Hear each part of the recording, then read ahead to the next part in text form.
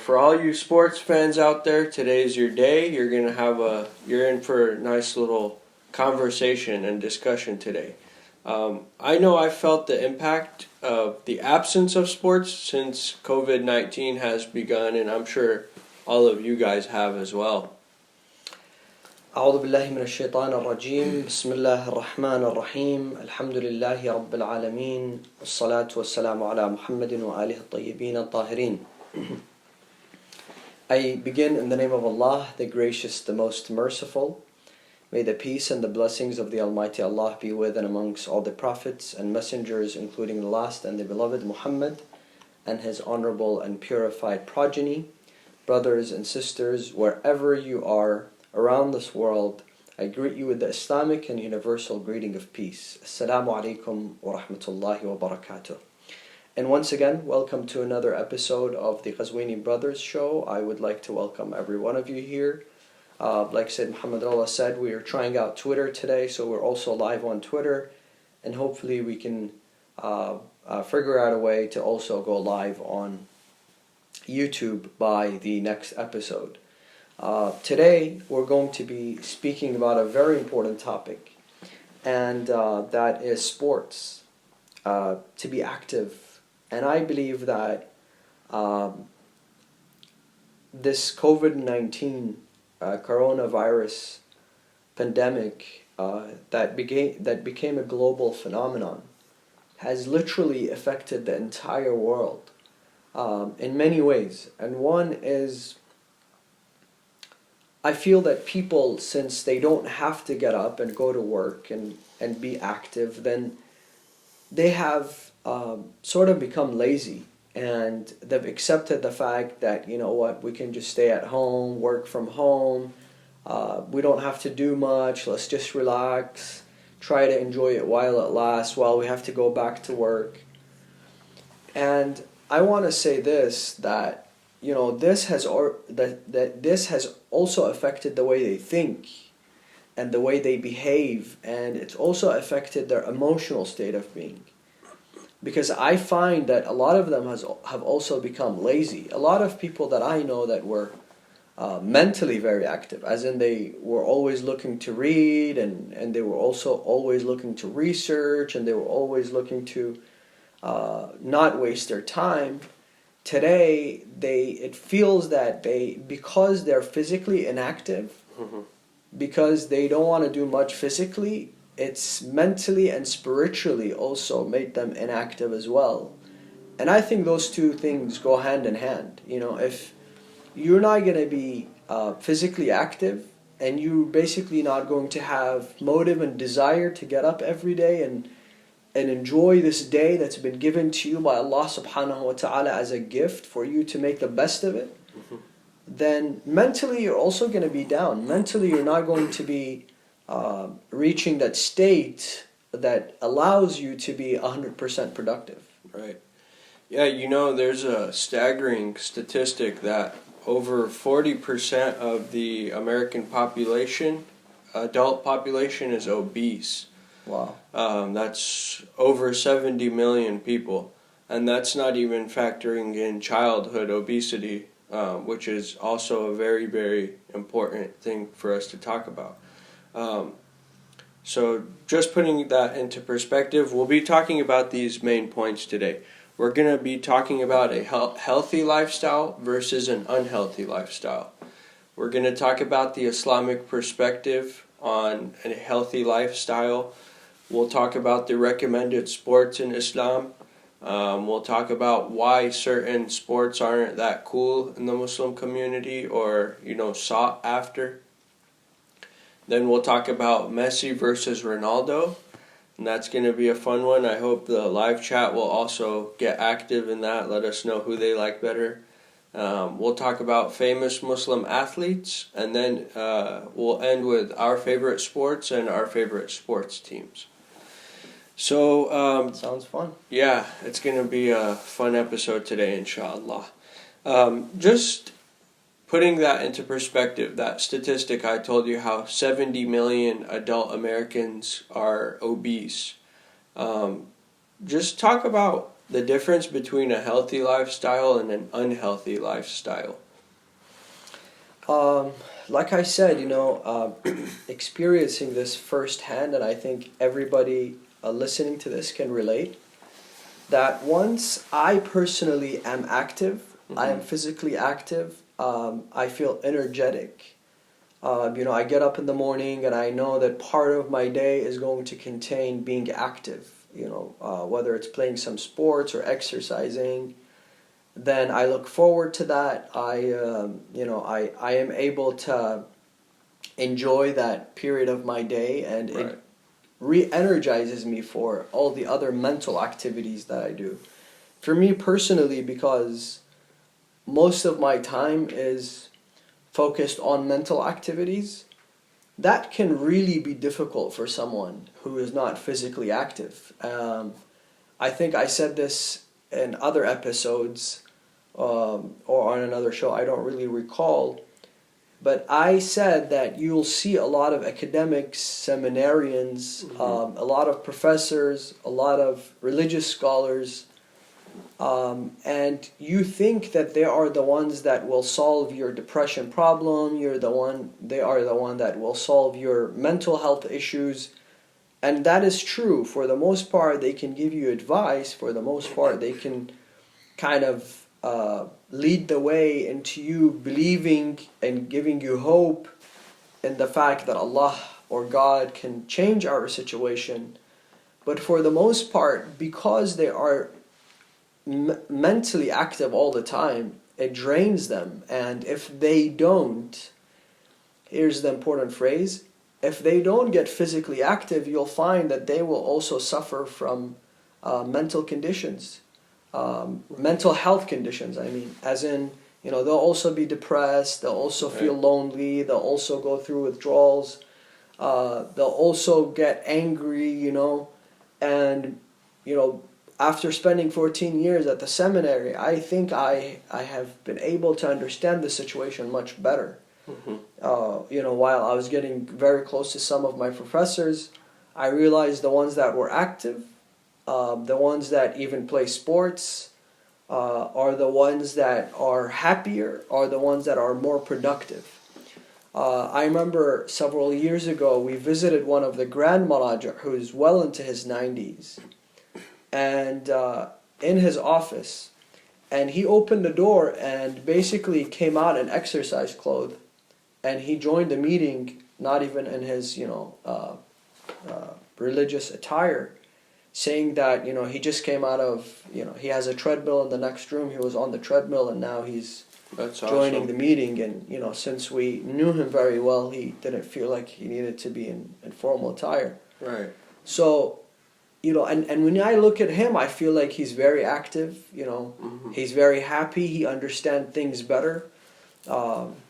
Without having to mention names, one of the other maraja, we have seen on social media and on TV and different places that he's also very active. Goes mountain climbing and keeps himself healthy. And that plays an entire role on the way that we think, and the way we can process thoughts, and the way we can make better decisions. So even if you're a businessman and you're looking to, be a successful businessman, I think the best way to do that is to also be physically active. Right. Physical activity is proven to fight depression and give you a better mental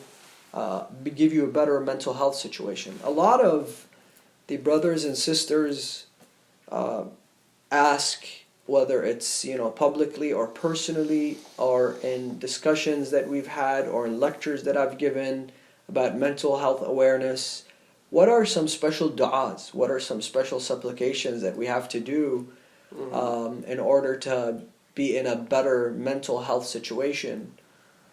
And to be honest with you, I think it's not all about du'a. Allah subhanahu wa ta'ala doesn't want us, yes, we should pray to Him all the time, but He does not want us to rely on du'a the entire time. I can't be sitting at home and saying, oh Allah, send in my rent or my mortgage and my car payments or and that insurance. stimulus check that we haven't gotten yet. Well, that one we really need to pray for. Yeah. So, anyways, I think that it's not always about dua. Dua will help you once you're in need of it. But if you're not active and you're asking and praying for a better mental Right. situation, and for improvement in your mental health, to get yourself out of severe depression or minor depression, some of it goes to directly involves our personal decision making, and that is to be active. So, you know what? I feel that there is the whole COVID situation, the coronavirus, because there is so much fear in actually getting the virus. People are not talking about, the effects of what this has done onto people. But I guarantee you, once this is all over and studies are made, you will find that people have suffered from depression and will continue to suffer for some time because they were just stuck at home, not doing anything. So, right in the beginning of this discussion, I want to say the following. Get yourself a bike. Right. Get yourself some walking shoes. Go out with the family. Go to a park. Get active. Don't get depressed. Don't get yourself stuck at home. Yeah. If you have a gym at home, make sure you're going to that gym. Make sure you're active. If you have a basketball court at home, make sure you use it. So if you have mashallah, a big home, then enjoy it. Even if you have a smaller home, if you're living in an apartment, whatever it may be, whatever the case may be, make sure you're not inactive. You're doing something. Yeah. I know even sleep has a lot to do with it too. Not sleeping too much. And I've noticed, like, during Ramadan, sometimes on certain days I'll sleep for, more than I should. And I wake up just feeling tired for the entire day.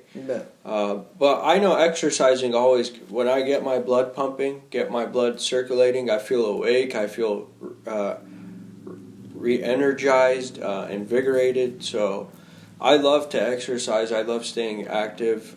It's hard sometimes, during Ramadan, like 3 a.m., you're watching Netflix, you have some delicious hot Cheetos in the pantry and they're just calling your name. But by the way, they're mine. So I've realized they're fun missing. Yeah. It's hard, We have to stay healthy, try to balance how much we eat, stuff like that. I know I recently went to Hajj this year. Alhamdulillah, I was able to complete my Hajj, and I realized that Allah wants the Muslim Ummah to be healthy, to be fit. Because Hajj to me was a mixture of spiritual fitness and physical fitness. The tawaf, when we circumambulate around the Kaaba 7 times and there's 2-3 million people doing the same thing with you, it's tough, it's really hard. And then Mina, when you're, running between the two mountains, Safa and Marwa. Yeah. And when you're... Sa'i. And when you're stoning the shaitan, and all these are physical acts, right? So that made me see, I was looking around me, I would see a lot of people very, very out of shape. They were not able to complete these duties. Definitely. So to me, that was like an indicator, a red flag that, hey, our ummah is out of shape, Most of these people come to Hajj, they save up all this money, but it's like if you want to run a marathon, you got to prepare for it, right? Yeah. You got to be healthy. So what is the Islamic perspective on our healthy lifestyle? Yeah, definitely. You see, obviously one of the fundamental principles in Islam is that our bodies do not even belong to us. Right. That's a fundamental difference that we have with other perspectives that tell you basically you are free to do whatever you want with your body.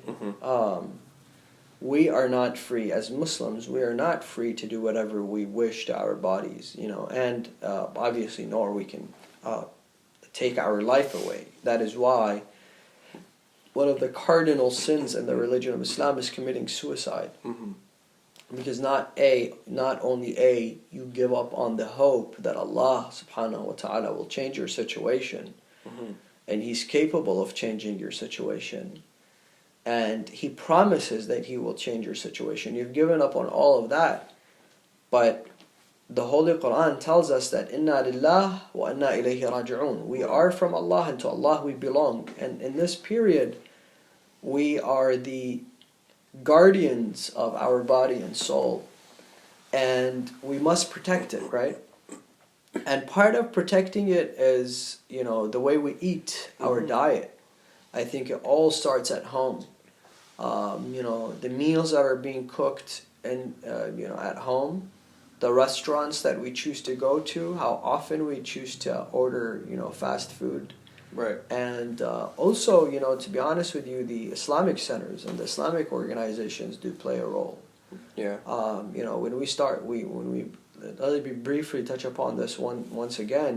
We said that in our communities, you find rice and chicken and meat and so much oil and everything is fried, but you don't ever find a salad or a healthy meal. Right. And that basically portrays what's going on at home. Mm-hmm. So if you're eating that same meal at home and in the mosque every week, that's definitely going to catch up with you. That is why everybody is now interested in this new lifestyle, the vegan lifestyle or the vegetarian lifestyle, because it creates a balance. And obviously we said then that the best way is to lead a moderate life, to have moderation in everything. But if we're eating meat every day, if we're eating fried food every day or fast food every day, or we end up going to restaurants 3-4 times a week, that is all going to catch up to us, and that will directly harm us physically and harm our well-being. That is why, starting right from the kitchen, I think we need to change some of our habits and the way we eat. Let's make sure that we're consuming a lot of vegetables, a lot of fruits. Let's try to do more seafood than ordinary red meat. Right. Try to use a lot of honey or whatever it is that's going to keep you healthy and give you energy without obesity. And then when you have a healthy body and you're exercising and I'll tell you one more thing. This is not directly related, but it's not also unrelated to what we're talking about. Personal hygiene also makes you feel good, makes you want to be active, makes you kind of enjoy yourself, versus when you don't take care of yourself and you don't take care of your hygiene. So, make sure that when you get up in the morning, the first thing that you do is you get into the shower, or after you exercise, you get into the shower and you feel refreshed. Right. That feeling lets you continue thinking and feeling fresh for many hours ahead, and that's very important. When you look at yourself, if you've got a trim, if you've fixed yourself up, if you look good, then it's an incentive. You believe in yourself. It gives you self-confidence. Right. But, if you've basically, since the outbreak of COVID-19 until now, just look like a caveman, then you definitely would look like a caveman right now. And probably your kids would be afraid of you when it gets dark at home. And I don't know what your wife's going to do, if she wakes up in the middle of the night to get a drink of water, Or it could be the other way around, It could be that, since those young women are no longer going out or taking selfies on Instagram, now they're not taking care of themselves. And no more makeup palettes being used. Yeah, so, those numbers have tremendously changed, which tells you that, they mostly make themselves beautiful once they're outside the house, not inside the house, which is, directly against what the teachings of Islam is, Make sure you're always looking beautiful, especially when you're at home. Anyhow, so what about mental health, though? Yeah, so with that said, when you're physically fit and when you physically feel good, it will automatically have an effect on your mental situation. Right. Believe me. But taking care of your mental health is something that is wajib. It's something that is mandatory because, that is the only way that we can be productive, that we can even pray, or we can read the Quran, or we can understand the teachings of Allah, or we can contemplate on His creation, or we can earn a halal living. You can't, without being able to think straight, you won't be able to be a good breadwinner for your household. And this is a very important topic that really needs a lot of attention. I said in one of my shows, I think it was a Sunday brunch, that let 2020, well, unfortunately 2020 is a tough year, right? But as soon as things are over and back to normal, inshallah, they're very soon for many states and many countries in Europe, make sure that you bring the right people to talk about mental health. Seminars, lectures, books. Do not ignore this topic. If you take care of your community's mental health situation, you will have a better community, a more active community, a more productive community, a wealthier community, a brighter future for that community. But if you keep telling people, go do dua, go pray the night prayers, they will help you only when you're doing everything else that's necessary. I know the mental health system within the U.S. is already in shambles, and then to multiply that, our communities really neglect mental health issues. Sometimes people actually do need medicine. They do need to see a health professional.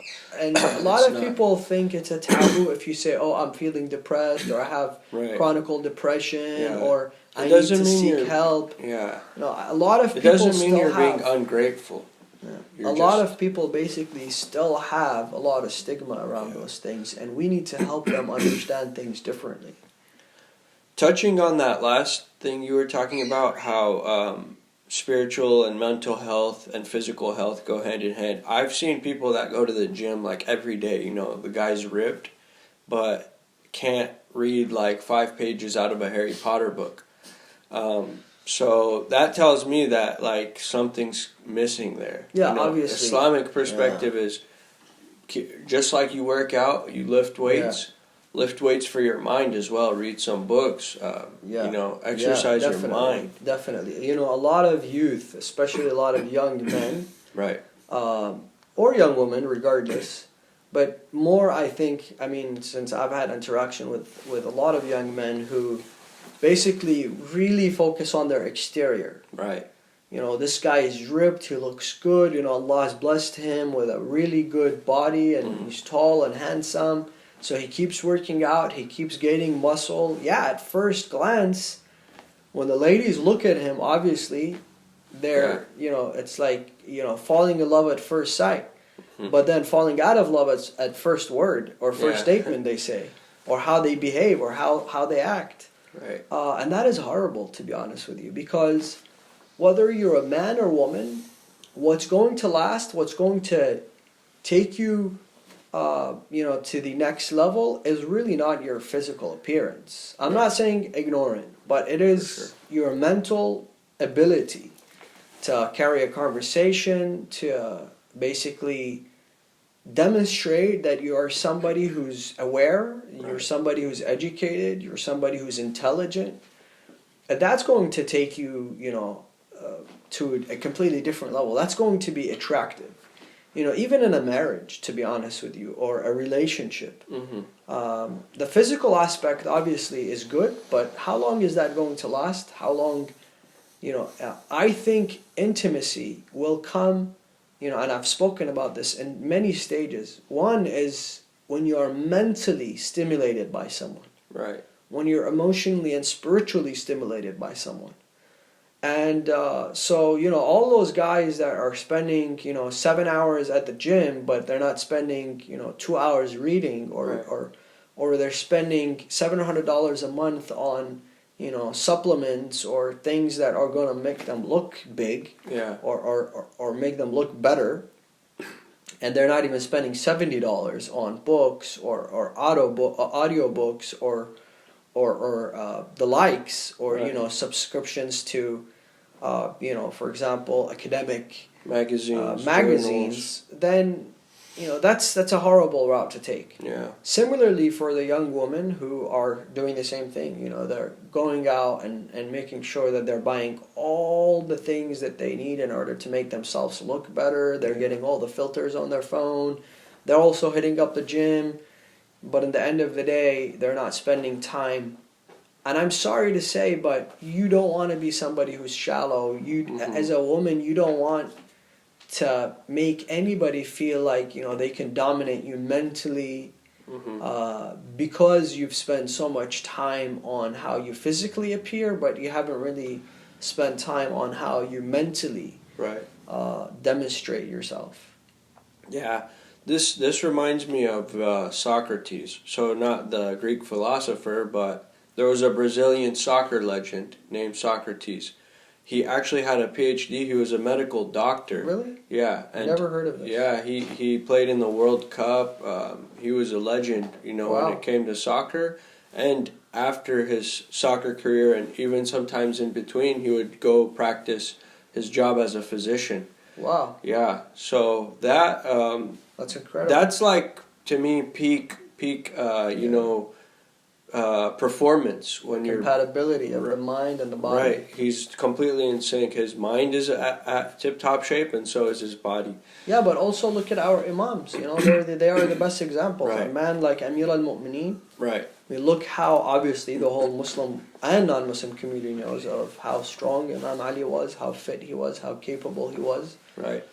And mentally, obviously, just read Nahj al-Balagha. That's outlived him by 1,400 years now, and it is a book that is so fascinating. Mm-hmm.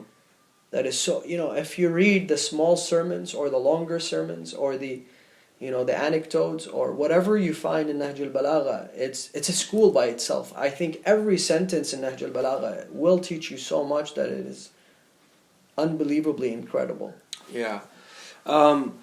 Talking about like sports, I know a lot of people ask, they want to get involved in sports, they want to pick up a sport, but they always want to ask what sports are recommended in Islam. So let's talk a little bit about that. Yeah, so the sports recommended by Islam and literal hadith by Rasulullah sallallahu alaihi wasallam is swimming, archery, and horseback riding. Nice.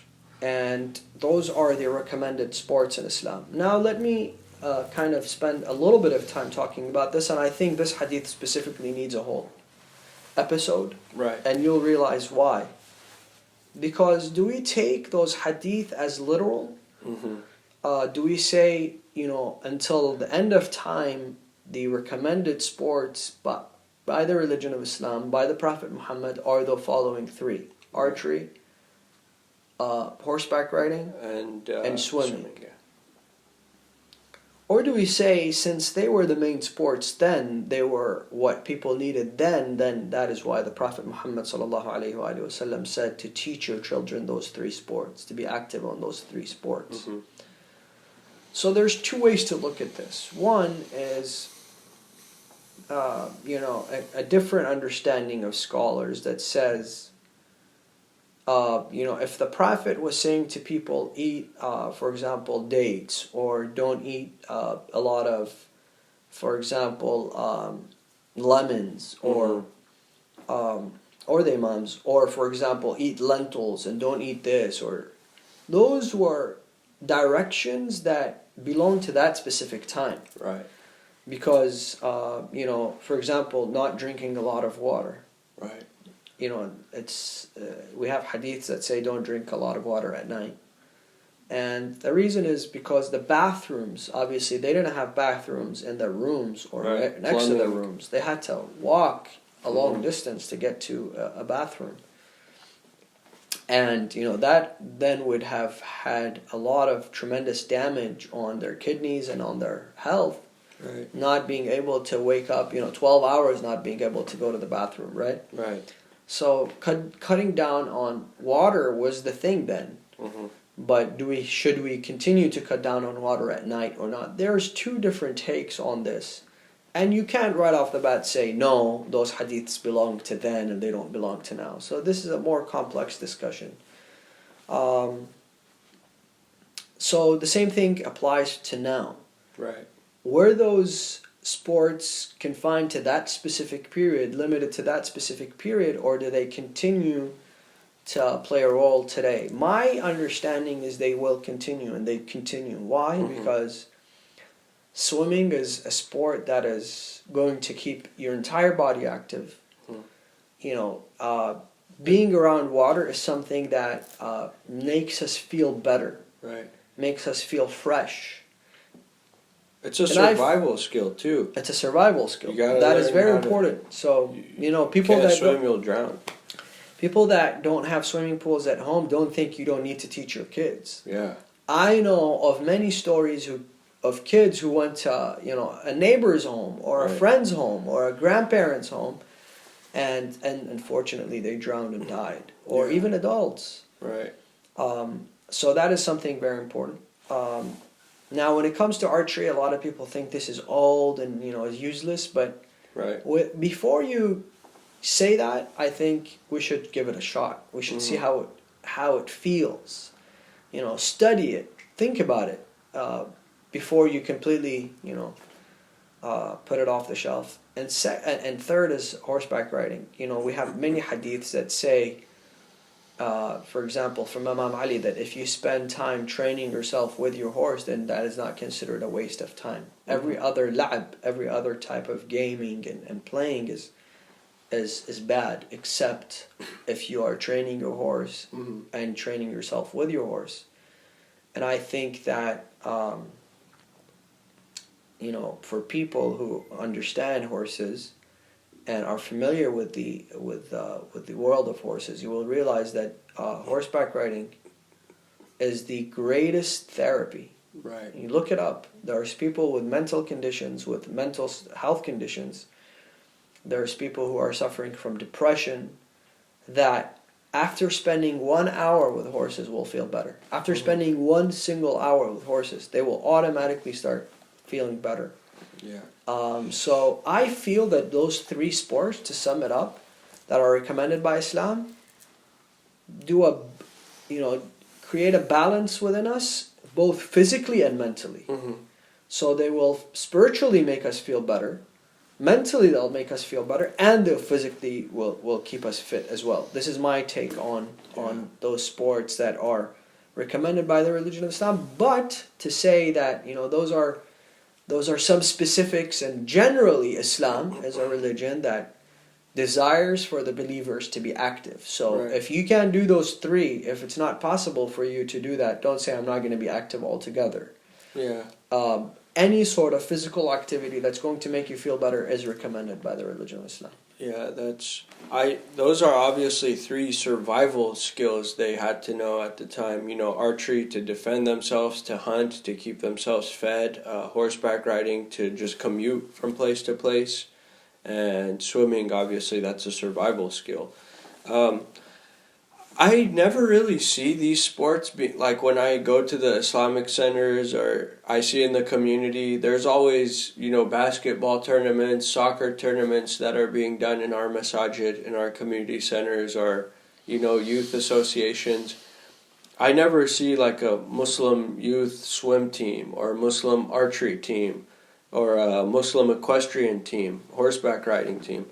Why do you think it is that we've just kind of neglected those sports within? You know, and I think that's very unfortunate, to be honest with you. I think that, you know, instead of, you know, first and foremost starting off with a volleyball and soccer or football, I think our mosques should have definitely focused on those three sports. Right.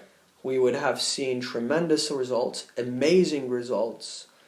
That's why you see that the most prestigious schools around the world have equestrian teams, have swimming teams. Right. And there is a reason behind that. You know, you said that they needed this to commute, but horseback riding is a sport or is an activity that stimulates your mind every single second. Why? Because you're dealing with a live animal. Right. You know, you can't go ride a cow or a sheep. You can't ride a dinosaur. You know, the only animal that you can majestically ride, unfortunately, and enjoy, is the horse. Yeah. And this Camel. horse is or camels, but obviously it's a much different experience. Right.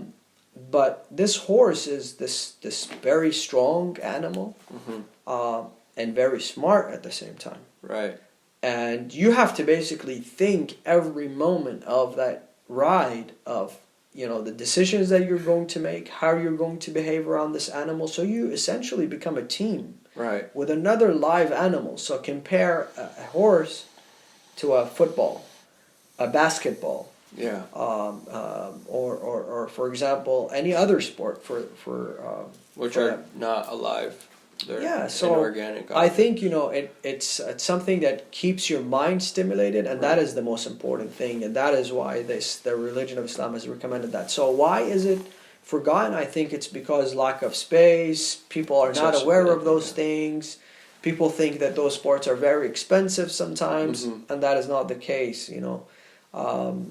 And I feel that inshallah, I know that some communities like Zaytuna College and some Islamic colleges and some Islamic communities have already, like, they have barns or they have facilities, remote facilities out in the suburbs that they go, like, for example, 10, 20, 30 people in the community end up buying a farm, and they go out there and they enjoy the nature, and they go on trail rides, and they really, they will tell you that they are the happiest people. They're always happy and enjoying life. Yeah. So, and then there you can play volleyball and soccer and all that other stuff as well.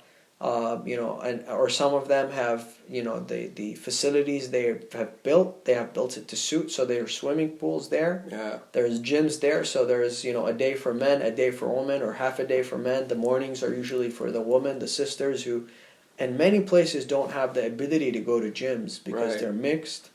So that our community makes it possible for them and encourages them, and I think that's very important. Yeah, we need to, that goes hand in hand, just like you said. I think if we focus on projects like building a gym within the masjid, instead of focusing on just eating at the masjid, that would also instill when you're young that you should be active and things like that. It shouldn't just be a place where you eat mendi, nahari, qima. Yeah, it should be a reflection of how Hajj is, right? So every mosque should reflect what's going on in Masjid al-Haram. Right. And there, like you said, there isn't going to be any, nahari or qima or chalo kebab. It's going to be, you have to be active. Yeah. After your tawaf, you could go eat some mendi, but it might slow you down. Let's talk about our favorite athletes, and not just our favorite athletes, but famous sports athletes that have had an impact, Muslim athletes that have had an impact on Islam and our youth. I'd like to start off by talking about my favorite, which is Muhammad Ali, Cassius Clay, which became Muhammad Ali. He became Muslim, and he's the world heavyweight champ. Muhammad Ali stands out to me because I like boxing, I partake in boxing, I train in martial arts, and Muhammad Ali was a warrior within the ring and outside of the ring as well. He sacrificed 6 years of his prime in his career because the boxing commission took his license away because he was defying the draft of the Vietnam War. Yeah. He stood up and said, I don't think this war is just. I'm not going to go kill these people across the world when my government at home doesn't even fight for my rights as a colored person. So that, to me, speaks volumes on what a Muslim athlete has to instill in our youth. It's not just all about being good at your sport, but use your platform to also speak to others. And then there's also Ibtihaj Muhammad. Ibtihaj Muhammad is a Muslim Olympian, the first Muslim female Olympian to wear a hijab and play her. She's definitely made all Muslims around the world very proud. Yeah. Because she was able to be brave enough to represent Islam wearing a hijab. Right. In the Olympics. So that tells you a lot. I know that a lot of Iranian sportsmen and women are also, for the women that are taking part in the Olympics. She represents the United States. Yeah. There are other Muslim women that represent their countries, and they also wear the hijab, and I think it's wonderful. Because this tells you that hijab does not limit women, and Right. they can literally achieve whatever they desire to achieve. Mm-hmm. And there's two types of sportsmen. There's one that is sportsmen in the way they behave and Right. on the field. Yeah. So, after on the field, how are do they have morals? Do they have ethics? After it, and today things have changed. With Instagram, you know how people behave, and you know how Right. people act, and how they want to portray themselves. Mm-hmm. And you realize that some of them are very shallow. Right. They're just gonna be kicking the ball around in the field. That's what they're Yeah. good at, or basketball or baseball, whatever it may be. But as individuals, they're very shallow. The things they say, the way they behave.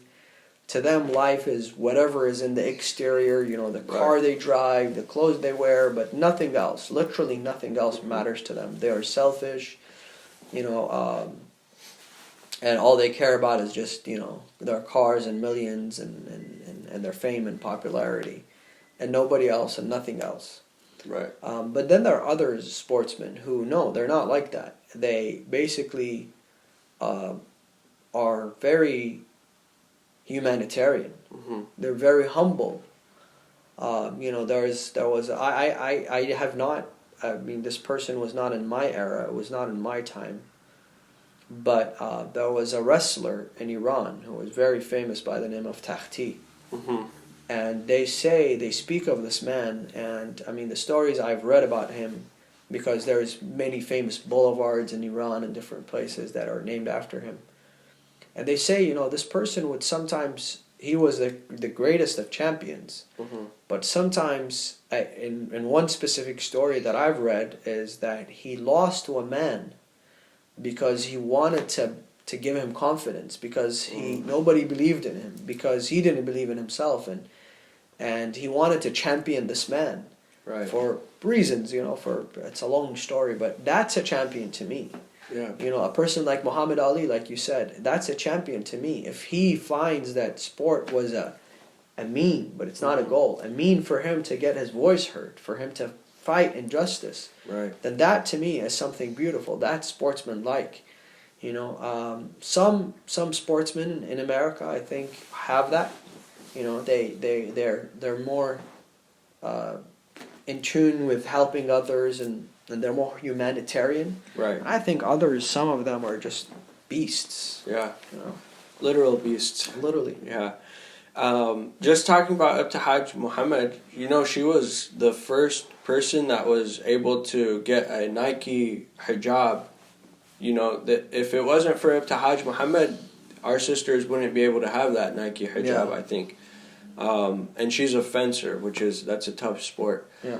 Right now, the most famous Muslim athlete is probably Muhammad Salah, the soccer player. I'm sure you know him, heard about him. Second is Jawad Qazwini. Yeah.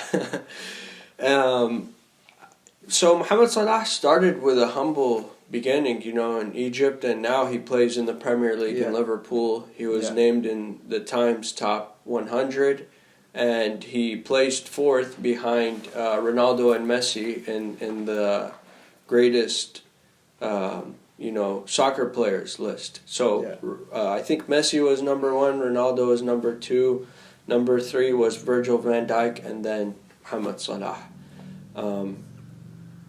So what are your thoughts when it comes to the whole Ronaldo-Messi debate? And I hope our live chat will also tell us are they Team Ronaldo, or are they Team Messi? But I want to ask you. Or Team Jawad Qazwini. Yeah, I guess so. I mean, you guys haven't seen me play. I mean, you have, but the viewers have. We might need to get a video. Yeah, we will. We will pretty soon. A highlight reel.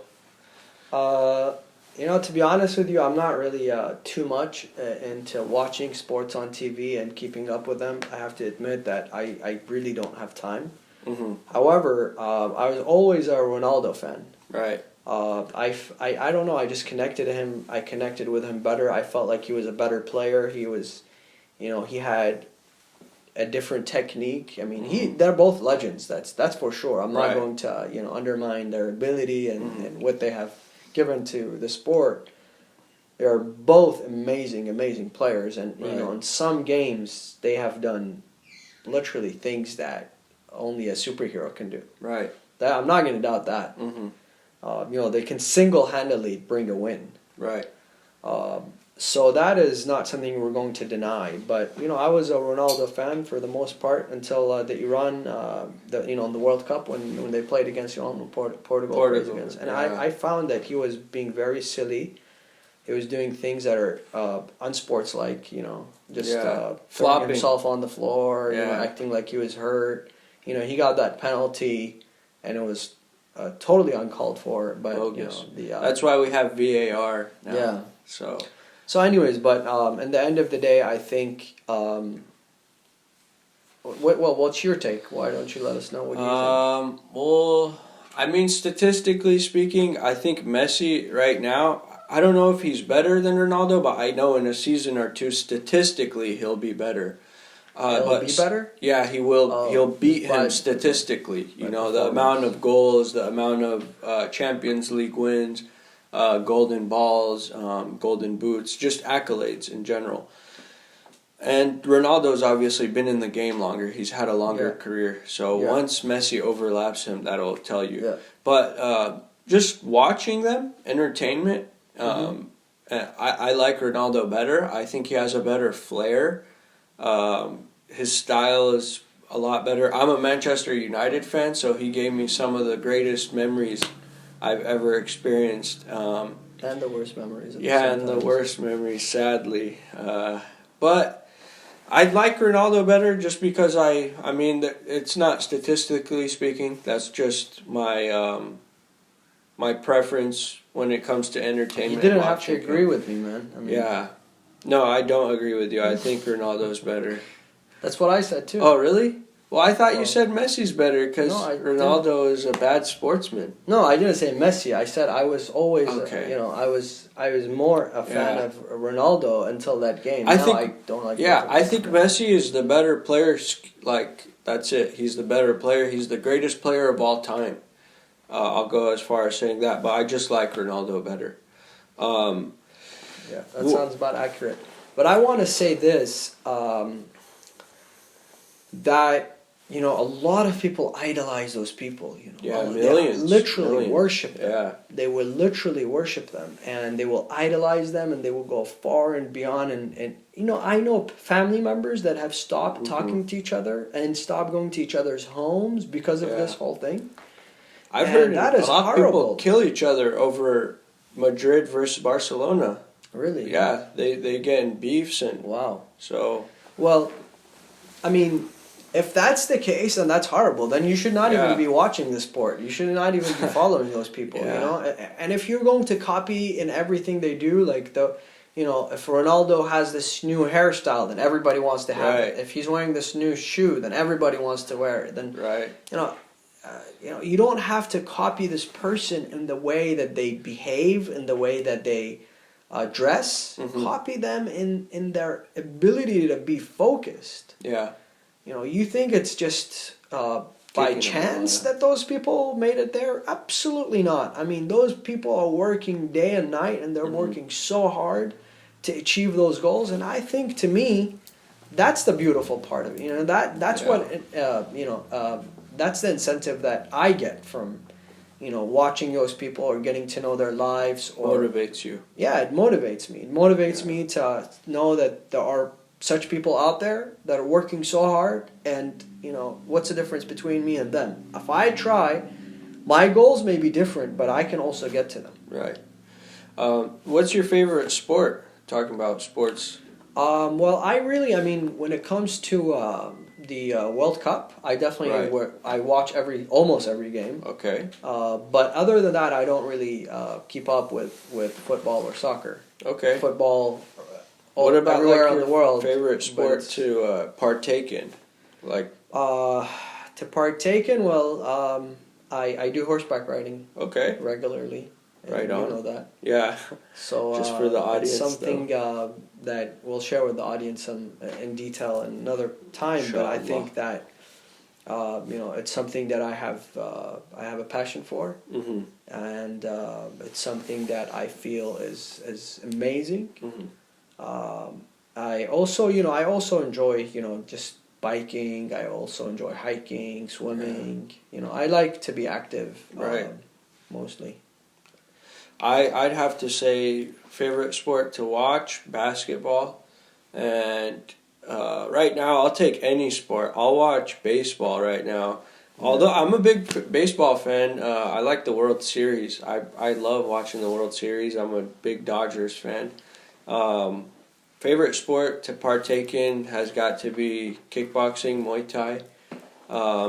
Although I want to point this out for the audience, I limit sparring. So the combat that I'm in, I try to limit that. I do my training, I do my sparring, but I try to limit that because I don't want to end up with CTE. There's brain damage that you can get. So I'm not looking to compete. I'm just looking to be able to physically fit, defend myself, stuff like that. But favorite sports teams, I love Manchester United. I'm a Lakers fan and a Dodgers fan. I spent some of my life in LA. You grew up in LA. We're big Lakers fans. So how'd you feel when you heard about... Yeah, I remember I had this Lakers jacket. Yeah. And someone gifted it to me. I really like that jacket. I don't know what happened to it. I think it's at our uncle's house in LA. Really? It's like a Letterman. Yeah. It has these buttons and stuff. Yeah. Yeah. It is? It's in LA, yeah. Okay, we gotta go get it after the coronavirus. Yeah. So, Kobe, it was unfortunate. It's unfortunate, but in the same time, I feel that it was a big wake-up call for everybody that, look, today... It doesn't matter if you have millions or billions. There was a Portuguese billionaire who died, and his daughter wrote a tweet, I think, saying that. He died from COVID, right? COVID, yeah. That my dad had all this money and all those employees and all those maids and workers, but he died all alone, and his money did not help him. Nothing came to his rescue. He died all alone by himself. And I'm sure Kobe that day never would have thought that this was going to be his last day. Right. So this tells us that we have to always be ready. Yeah. We have to be always aware that,